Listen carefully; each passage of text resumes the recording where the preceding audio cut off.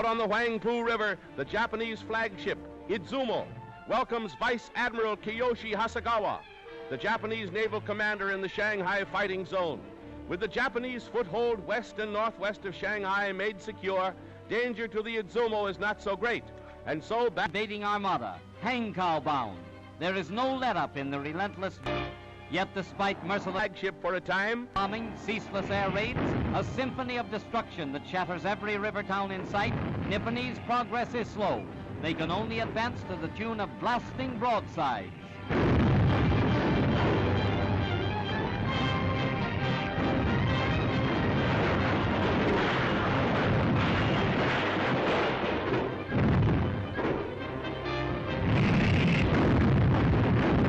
Against China's temporary capital.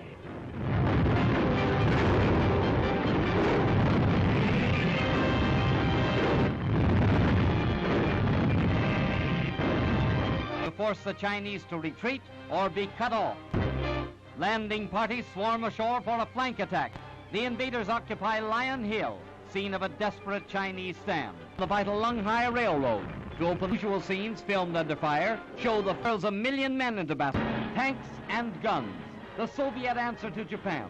By the thousands, new Japanese reinforcements pour into the Tachang salient to cut off the Chinese in Shapei and Chenju. Into its second year, Japan.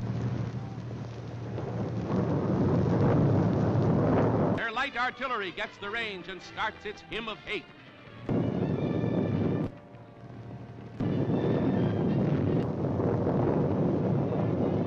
The struggle she has yet to win, from which few return.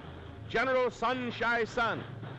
This time the Japanese power drive is past hope. The Chinese troops dig in to sell their lives dearly at Bay Point or in savage suicide for the moment, but the tension remains and may again loose the fury of war on the far eastern front.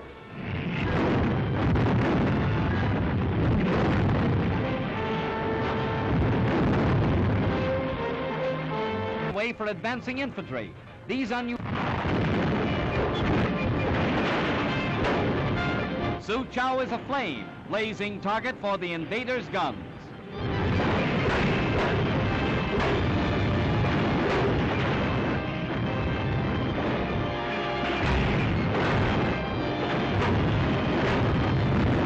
And wide, only ruins and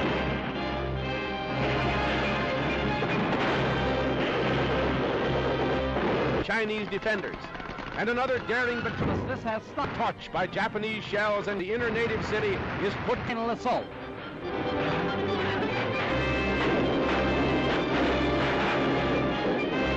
Battering rams irresistible. Japan's steamroller goes ahead. It's a miracle how anybody lived through this. Steel rail barriers planted in the streets will still halt Japanese tanks and winning battle after battle, taking town after town. But nature steps in, falls. The Japanese vanguard storms the burning city. Fearful of ambush, the Nipponese are set to mop up with a vengeance. But Suchow, all they find are flaming ruins. Costly to Japan's military machine are such victories as these. Expenditures, $5 million a day. Casualties, but Hankow is still 135 miles away. Japan's ultra-modern tanks storm an ancient wall town, 32,000 dead, countless wounded. The prize, a city in ashes. Yet Nippon's army rolls on through the walls of Suchow. Nanteo, Shanghai's final burnt offering as Japanese guns blast a final rain of fire and steel on Nanteo. Long drawn-out war in a city's streets nears a raging, furious climax at Shanghai. Here, Japanese bombers have set fire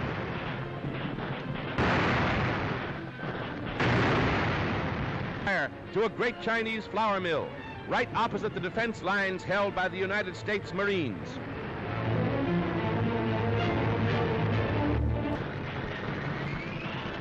A night of terrible suspense and fear along the Huangpu waterfront and throughout Shanghai. As China's army retires to new positions, determined to fight to the end against the invader, now shouting, Banzai!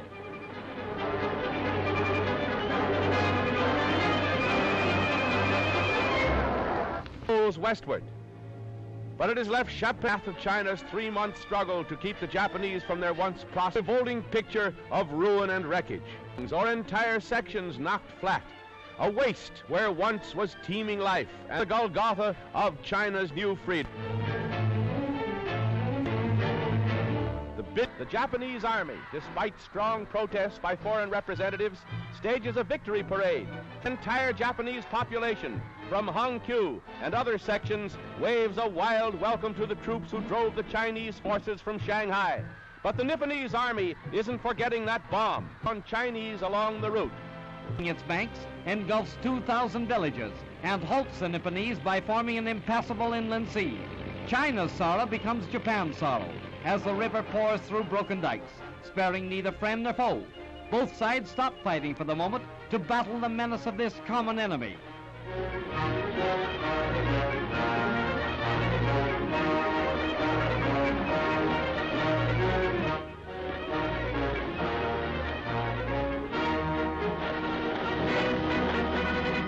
The flight from flood begins. 500,000 refugees are driven from their homes by the rising waters.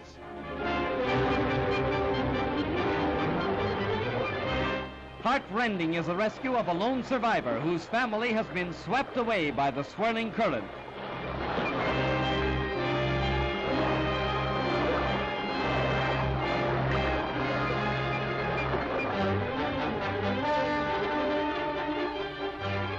Safe on the good earth again, but they face a greater suffering. They join the vast army of homeless and hungry.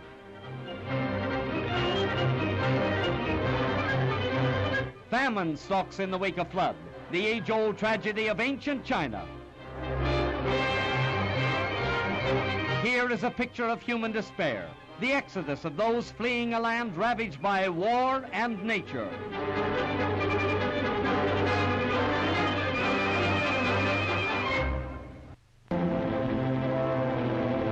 Day after day, the fury of war sends new hordes from corner to corner. The battle lines have swung far from beaten and broken Nantes, seeking safety. War, amid the constant rain of steel, in the momentary chance lulls in the hail of death, the war-shocked population salvages the pitiful remnants of its shattered homes. Death struck even in so-called safe grisly fires throughout the capital, where 300,000 people huddled in fear. That man carries the body even to human wrecks. As their dwellings and possessions go up in smoke behind them, an amazing scene of the misery that modern war brings to mankind. But the battle against starvation is just beginning. Several 100,000 Chinese of all ages here in Shanghai alone face a daily struggle against hunger, a battle for bread that knows no quarter and no armistice, a desperate fight for life.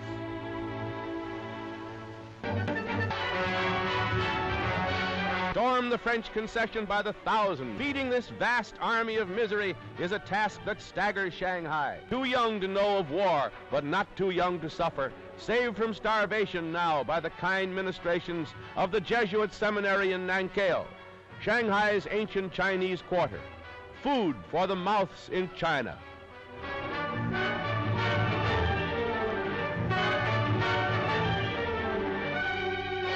Typical scenes today in war-torn China, but in many places there are no ministering sisters. In many places there is no food. Not only in broken buildings and war casualties does China's costs mount. Refugees by the hundreds of thousands and war waifs crowd Shanghai. These tots, countless numbers of them, inflamed by the daily air, come trained soldiers and fight against the Japanese. Oriental Amazons, ready to die for their native land. Raid killings in their stricken land, these Chinese girls are learning to operate machine guns in the hope that they too can be. An impressive sidelight of this undeclared war in the Orient is the formation of Amazon regiments of young Chinese girls. Fired by patriotism for their stricken country, the girls have volunteered for real military duty. They are rapidly learning the art of war and are crack shots with a rifle. If they ever get into real front-line action, they'll give a good account of themselves.